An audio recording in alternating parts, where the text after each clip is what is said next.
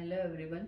आज का हमारा टॉपिक है सैम्पलिंग टेक्निक्स। जो हमारा चैप्टर हमने शुरू किया था sampling and sample size computation, उसको ही हम कंटिन्यू कर रहे हैं।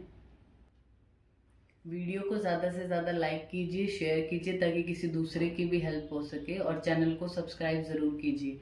और जो भी हम वीडियो बनाते हैं उसका जो एंड वीडियो होगा, मतलब अभी ये जैसे हम पढ़ रहे हैं तो एंड तक ज़रूर देखें वीडियो को, और जो भी चैप्टर शुरू किया उसकी जो लास्ट वीडियो होती है उसको भी ज़रूर एंड तक देखें, क्योंकि जो इम्पॉर्टेंट पॉइंट्स हैं, चाहे वो कॉम्पिटिटिव एग्जाम के लिए हो या एमडी एग्जाम के लिए, वो हम आपको लास्ट में बताते हैं। तो लास्ट तक वीडियो को ज़रूर देखना।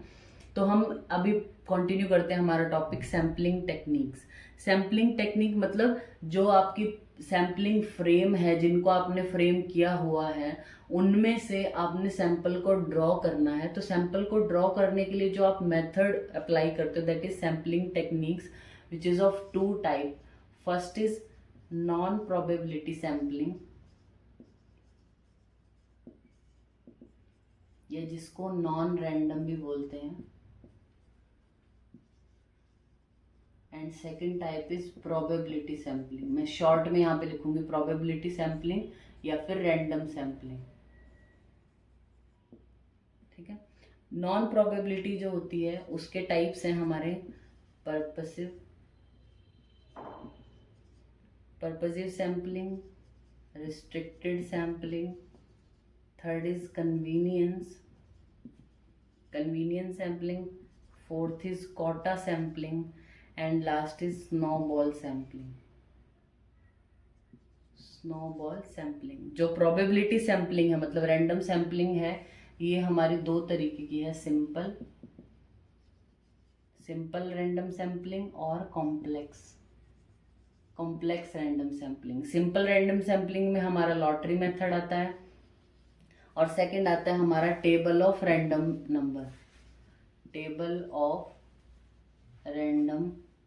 नंबर, या फिर इसको हम कंप्यूटर मेथड से भी कर सकते हैं, जो टेबल ऑफ रैंडम नंबर है उसको। फिर आता है हमारा कॉम्प्लेक्स में हमारे आते हैं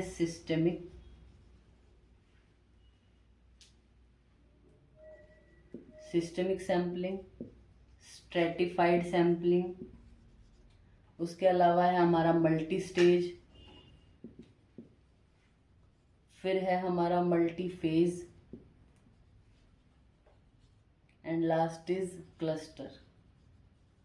तो ये आपको टेबल जो है वो अच्छे से याद होनी चाहिए। जब आप एमडी एग्जामिनेशन के लिए जाते हो तो ये सैम्पलिंग टेक्निक बहुत बार पूछा जाता है, तो ये टेबल आपको पता होनी चाहिए। सबसे पहले आपको यही बना के आनी है। नॉन रैंडम होता है और रैंडम, या फिर प्रोबेबिलिटी और नॉन प्रोबेबिलिटी सैम्पलिंग टेक्निक्स।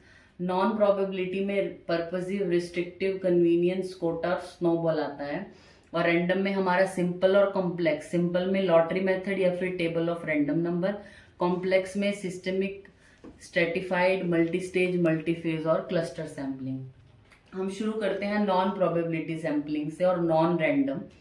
नाम से ही पता चल रहा है नॉन प्रोबेबिलिटी, यानी इसमें आने की प्रोबेबिलिटी है ही नहीं। और नॉन रैंडम मतलब रैंडमली तरीके से आप नहीं निकालते हो सैंपल को। कैसे? जैसे आपके पास ये 10 लोग यहाँ पे प्रेजेंट हैं, ठीक है। अभी मैं आपको कहूँ कि इनमें से कोई चूज करना है, तो आप अगर रैंडमली ऐसे करो कि इसको उठा लिया फिर इसको उठा लिया, तो इनमें सबको प्रोबेबिलिटी मिलेगी ना, सबको आने का चांस मिलेगा। लेकिन इस तरीके की प्रोबेबिलिटी में सबको मिलने का चांस, यानी सबकी टर्न आने का चांस नहीं होता।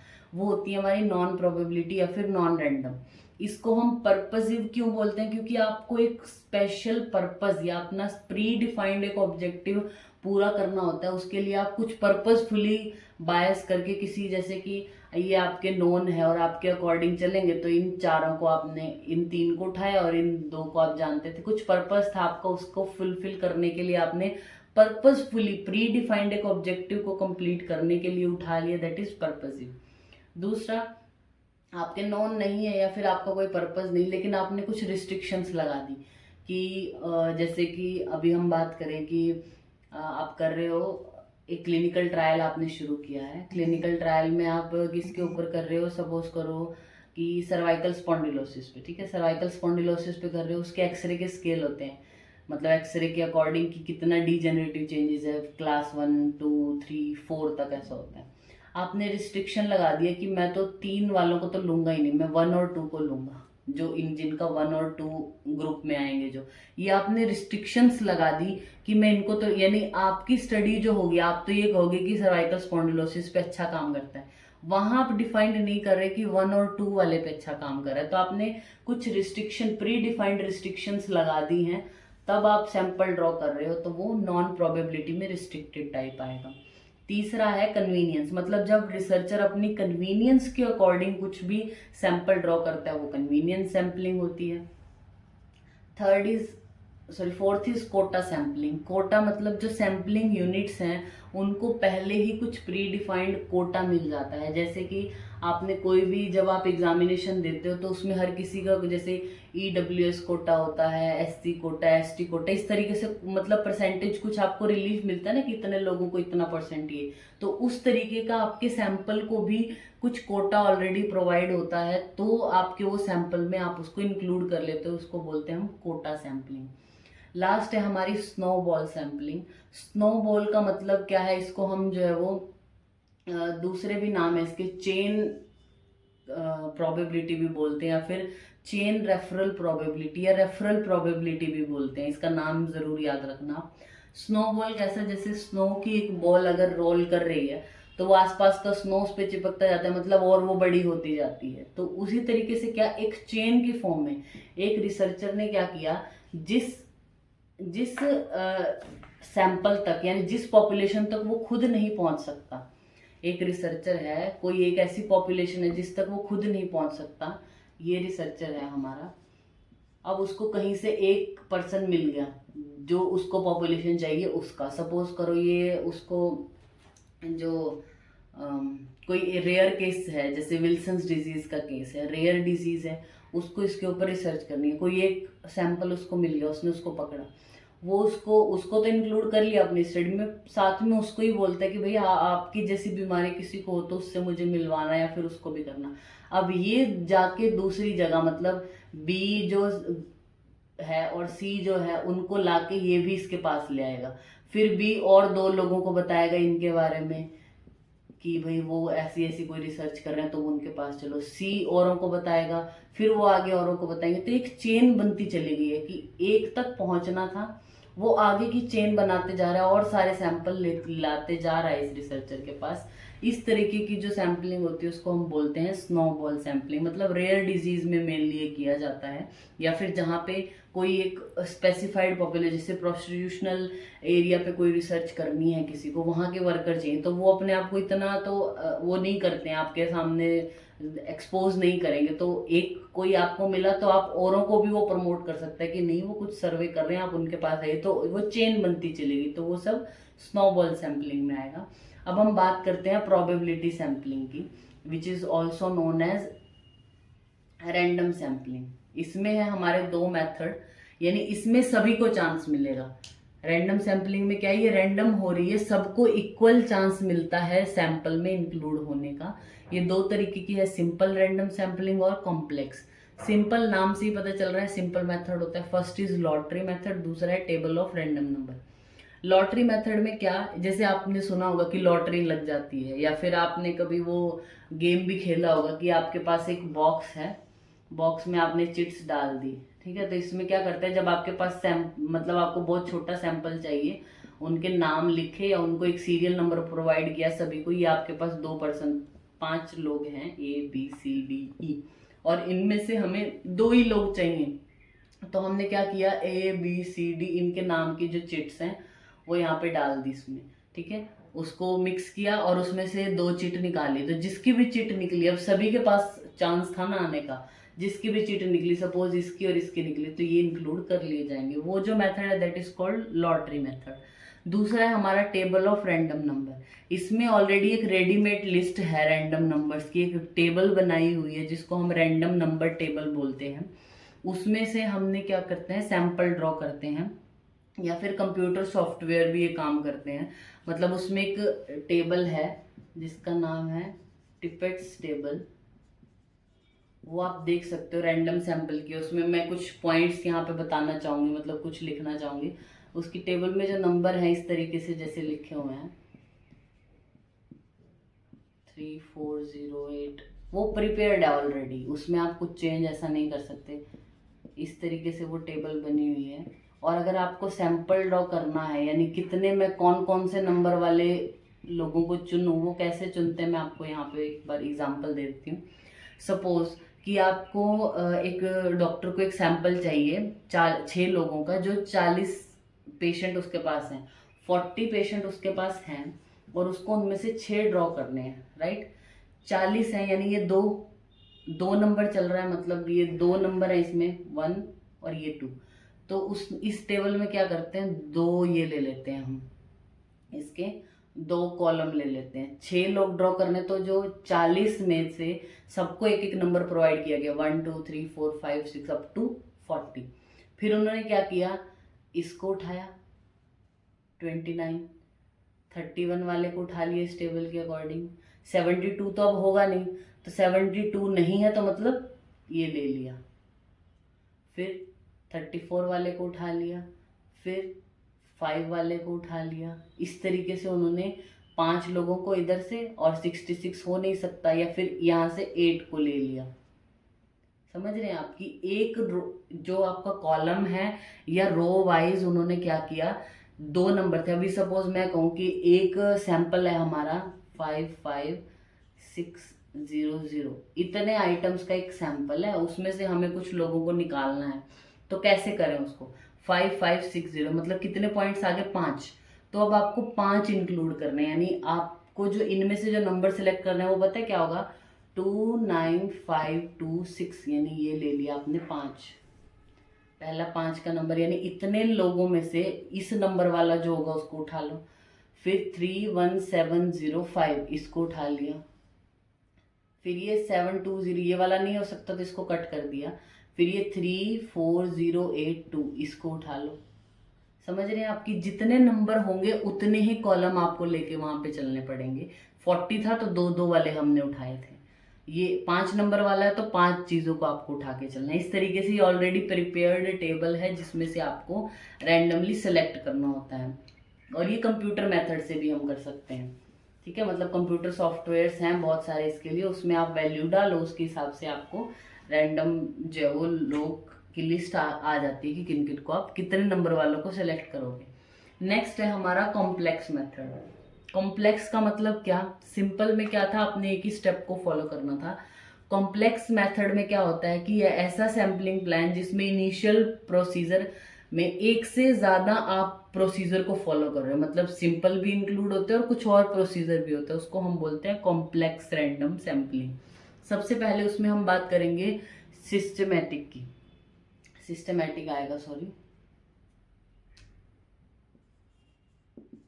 सिस्टमैटिक में क्या होता है, इसमें आपको जो आइटम सेलेक्ट करने हैं वो सिस्टमिकली सिलेक्ट करने हैं, और जिनका कोई प्री डिफाइंड इंटरवल होगा। जैसे कि सपोज आपके पास यहाँ पर पेशेंट है 1 2 3 4 ऐसे अप टू 1000 तक आपको है, ठीक है। इसमें से आपका क्या करना होता है, आपके पास पहले से एक प्री डिफाइंड इंटरवल होता है जिसको हम सैंपल फ्रैक्शन, सैंपल इंटरवल भी बोलते हैं। वो कैलकुलेट किया जाता है एक्चुअली। जैसे वो कैसे कैलकुलेट करते हैं, k is equal to total population जितनी आपकी है और divide by sample size decided, जितना आपको सैंपल साइज चाहिए। जैसे कि आपको 10% सैंपल चाहिए आपको 1000 लोगों में, तो के इज इक्वल टू कितना हो गया, 1000 डिवाइड बाय 10% ऑफ 1000 कितना हो गया, 100। तो आपका जो के है, मतलब कि सैंपल फ्रैक्शन है, वो कितना हो गया, 10। तो पहला आप नंबर उठा लो अपनी मर्जी से, मतलब वो रैंडमली, जैसे आपने चुन लिया, सपोज 5 वाले को चुना आपने 5। अब सेकंड जो होगा उसमें, सेकंड चुनने के लिए आपको उसमें 10 ऐड कर दो तो 15, दूसरा आपके पास होगा 15, 15 में 10 जोड़ दो तो 25, 25 में 10 जोड़ दो तो 35, 35 में 45। तो ऐसे आपने क्या किया, ये इंटरवल आपका पहले से ही डिसाइड होता है कि कितने इंटरवल पे लेना है। और ये जो 1 2 3 में से चाहे 3 भी आ सकता था, 3 में 10 जोड़ोगे तो फिर वो 13 वाले को सिलेक्ट कर, 13 में फिर 10 जोड़ोगे तो 23 वाले को, ऐसे 10 10 करके बढ़ाते जाएंगे और जहां तक डिजायर्ड है वहां तक ये 10+ करते करते आपको पहुंचना है। इसको हम बोलते हैं सिस्टमेटिक। ठीक है, सिस्टमेटिक कहाँ अप्लाई करते हो आप, किन स्टडी में, जहाँ पे पॉपुलेशन बहुत लार्ज हो, स्कैटर्ड हो और नॉन होमोजीनस हो, होमोजीनस ना हो, तब वो अप्लाई करते हो आप। ठीक है, सिंपल है ये, कन्वीनियंट है, टाइम भी और लेबर भी कम लगेगा as compare to other methods. दूसरी हम बात करते हैं अब यहाँ पे स्ट्रेटिफाइड की। ठीक है, स्ट्रेटिफाइड क्या होता है, इसमें पॉपुलेशन से हम क्या करते हैं, स्ट्रेटा ड्रॉ करते हैं, मतलब एक group of class, homogeneous group. जैसे आपको कोई रिसर्च की स्टडी करनी है कि जो रसायन, जो वो द्रव्य है हमारे, उसके ऊपर आपको स्टडी करनी है। सपोज आपने कोई भी सैंपल उठाया, सिंपल मेथड से या लॉटरी मेथड से निकाला जिनको, उसमें क्या हुआ कि सारे मेल ही आ गए, और मेल भी ऐसे जो अच्छे अच्छे खासे घर के थे, अच्छा न्यूट्रिशन था उनका पूरा अच्छा था, तो उनके ऊपर तो रसायन का इफेक्ट पहले ही उनमें चीज़ें सारी अच्छी हैं, बाद में आप चेक करोगे तो भी अच्छी आएंगी। मतलब उसमें पहले ये चीज़ें होमोजीनस नहीं है आपकी पॉपुलेशन, सारे मेल ही आ गए या फिर सारी फीमेल ही आ गई, सारे बच्चे ही आ गए, इसीलिए आपने जनरलाइज्ड करने के लिए आपकी अप्रोच को उस पॉपुलेशन को पहले होमोजेनस ग्रुप में डिवाइड कर दिया, मतलब स्ट्रेटा में डिवाइड कर दिया। जैसा कि आपके पास जो भी पॉपुलेशन थी, आपने उसको एग्जाम्पल के तौर पे ले रही हूँ कि ये मेल के फॉर्म में, इधर फीमेल रख दी। ठीक है, तो मेल में से भी 10 लोगों को सिलेक्ट किया और फीमेल में से भी, ताकि जो भी रिजल्ट आए वो आप मेल और फीमेल दोनों पर जनरलाइज्ड कर सको। ये आपने स्टेटा बना दी, जिनके कॉमन करेक्टर होते हैं उनको एक जगह रख दिया और फिर उनमें से sample randomly, simple random method से, किसी भी मेथड से सिलेक्ट कर लिया, उसको हम बोलते हैं स्ट्रेटिफाइड सैम्पलिंग। देखिए इसकी मेरिट्स क्या हैं, इसमें से जो भी पॉपुलेशन आप ड्रॉ करोगे, जो भी स्ट्रेटा ड्रॉ करोगे, वो रिप्रेजेंटेटिव सैंपल होता है और ग्रेटर एक्यूरेसी प्रोवाइड करता है आपको।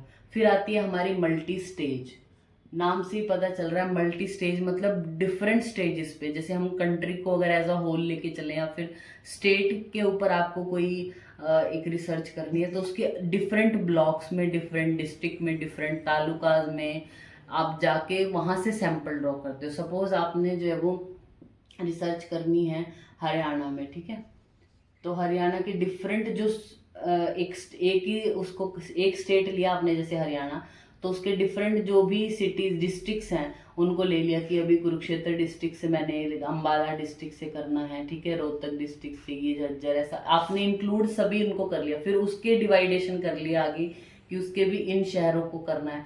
तो इस तरीके की जो सैम्पलिंग है, यहाँ से ड्रॉ किया, फिर इसके 5 ये 4 सैंपल लिए यहाँ से, फिर इसके ही 4 कोई सिटीज को इन्वॉल्व कर लिया, फिर उनके भी गांव को कुछ इंक्लूड कर लिया, फिर ऐसे ही चौथे 5वें घर को इंक्लूड कर रहे हैं आप। इस तरीके से जब आप सैम्पलिंग करते हो अलग अलग स्टेजेस पे, that is called multi stage sampling.